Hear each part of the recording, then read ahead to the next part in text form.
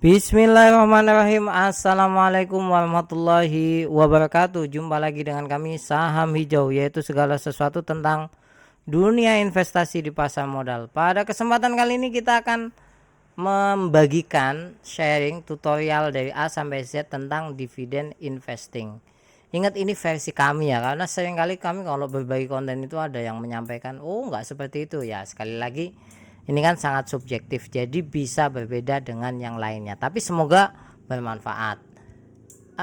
Tentu saja disclaimer on, dan kalau anda ingin gabung grup premium kami bisa cek di link deskripsi, siapa tahu bisa membantu. Nah, dalam dividen investing itu ada 4 tahap yang harus kita pahami. Pertama, cara memilih saham itu yang sangat krusial, ya sangat krusial. Yang kedua itu adalah cara akumulasi.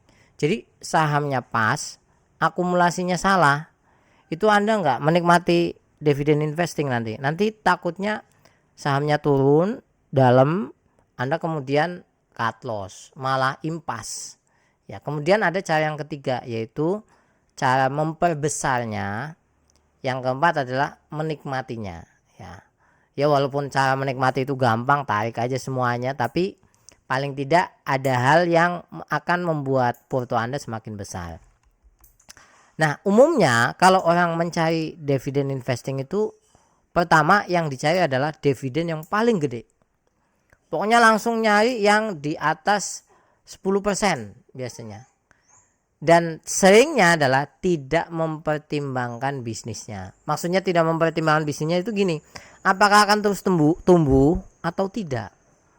Kalau nggak terus tumbuh kan berarti nanti sahamnya turun kan, turun decline gitu. Kayak Unilever sekarang itu kan turun kan, walaupun sekarang udah reversal, tapi kan secara dari tahun-tahun sebelumnya udah turun ya. Nah, contoh misalkan biasanya kalau orang itu langsung dividen yang gede, ini daftarnya. Kalau kita hanya mempertimbangkan dividen yang besar, gede banget kan.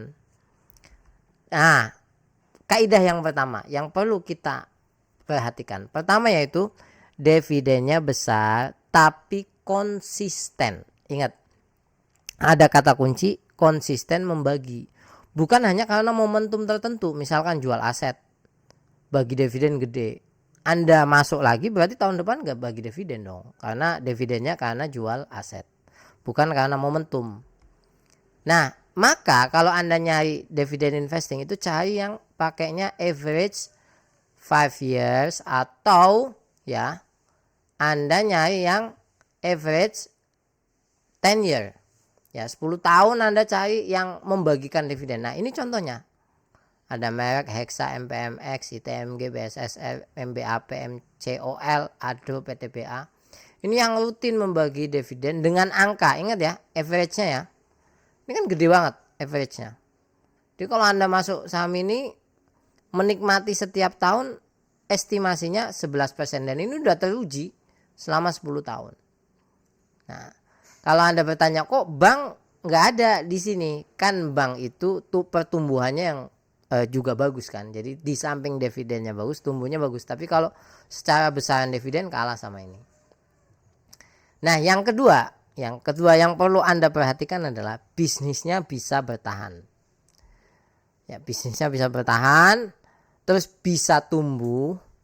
Nah, bisa tumbuh ya, bukan karena momentum. Misalkan saham kesehatan, pas Covid naik, dividennya gede, Anda masuk, sekarang udah nggak Covid, jeblok, Anda akan mengatakan tuh gimana ini.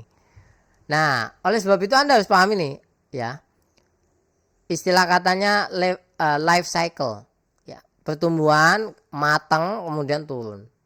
Ini banyak perusahaan yang sekarang sudah di tahap udah matang dia, jadi ya setelah itu nggak bisa naik lagi, setelahnya stagnan atau turun. Nah, contoh ini kalau yang sekarang ya, selain bank, sekali lagi selain bank, biasanya kalau bank bosen nih contohnya. Ada program biodiesel kan, ini kan bahan bakar energi, berarti kan akan lama durasi waktunya. Nah, berarti saham sawit luar biasa ke depannya, kan seperti itu mikirnya. Rentang berapa tahun, misalnya 5-10 tahun, kira-kira masih oke nggak bahan bakar, kira-kira masih dipakai nggak biodiesel, masih. Berarti oke. Ada ya, ada perusahaan itu yang growth-nya 1 tahun itu net income growth-nya itu sampai 24% ada. Dan dividennya 10%. Ada itu. Nah, ini kalau Anda dapat cukup bagus juga. Nah, cara akumulasinya itu menurut kami ya, jangan pakai teknik pokoknya ada uang masuk, pokoknya ada uang masuk, pokoknya ada uang masuk. Yang perlu diingat adalah ada batas harga akumulasi. Jadi jangan semata-mata karena Anda punya uang menemukan saham itu langsung bleng bleng bleng bleng, nggak seperti itu. Jadi ada batas harga akumulasi. Kalau di bawah harga itu maka tambah terus, ya tambah terus ini. Dan jika bisnisnya terus berkembang, boleh Anda average up. Kalau bisnisnya kelihatan lagi mentok, jangan average up, berarti nunggu di bawah. Ini contoh ya. Contoh ini saham perbankan kan. Bank itu kan siapa sih di Indonesia yang nggak kredit itu? Motor kredit, beli panci aja kredit kan. Nah, kita lihat ini Bank BRI, ini saham Bank BRI ya. Contoh misalkan ada batas akumulasi misalkan di harga 4.000 atau Anda batas akumulasi di bawah 4.500. Ya berarti selama di bawah itu kita akumulasi. Kalau udah naik bagaimana? Menikmati dividen. Ya. Jadi karena di Indonesia itu sangat fluktuatif sekali, naik turun. Meskipun secara overall ya trennya memang bullish, tapi selalu ada masa di mana saham itu mengalami penurunan, koreksi, kemudian dia akan naik lagi. Nah, kalau kasus BBRI ini ya, berarti ketika di atas ini ya jangan akumulasi dulu. Di bawah ini baru kita nambah gitu. Naik kita nikmati dividennya, turun akumulasi lagi. Nanti kalau udah naik lagi terus ya, maka kita ngikuti prinsip ini, tutup mata pokoknya ya. Tutup mata itu maksudnya gini ya.